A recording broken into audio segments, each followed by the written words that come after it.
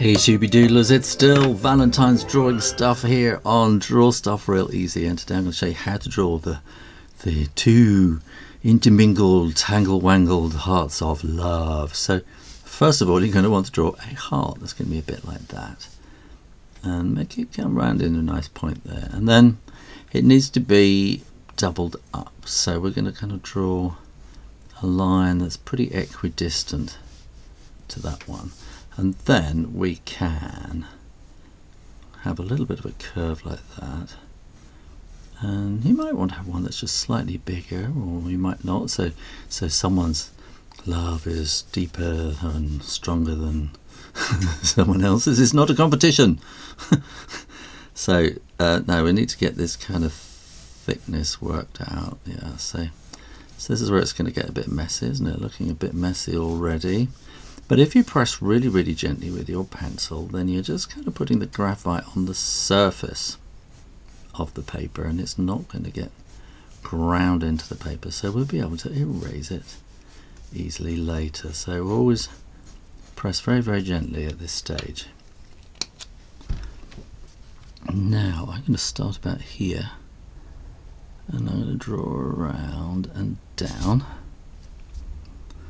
And then I'm going to draw from here down to there. Then I can go from here down to there. Then I can come around here all the time, trying to keep as equidistant as possible. And I think that's the hard part done now. This can come down to there. This can come to there. That's going to come around there. And that's going to come around there. It's all coming around there, isn't it? That comes around there, and this comes around here and down to the bottom. And we want a nice point there. It's going to come up and round and down and join there. It's gone a bit wobbly there because I can't quite see over the top of the camera, I'm afraid. So now when you're absolutely sure that the ink is dry, because you didn't press too hard, you can erase all those pencil lines. And we need to have a bit of shading in here, so I'm going to do these little kind of flicks like that, which means that it starts off with a thickish line and then kind of gets thin to a point as you flick it.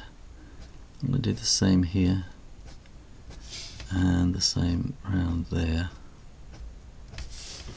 And then, I don't know, if you wanted to make it look a bit kind of shiny or something like that, then you could maybe put some kind of shiny marks in like that. Just gives it a bit of sort of texture and interest. And then, of course, you can shade them in, one pink, one red, something like that. And there you go, how to draw the tingle-tangled hearts of love.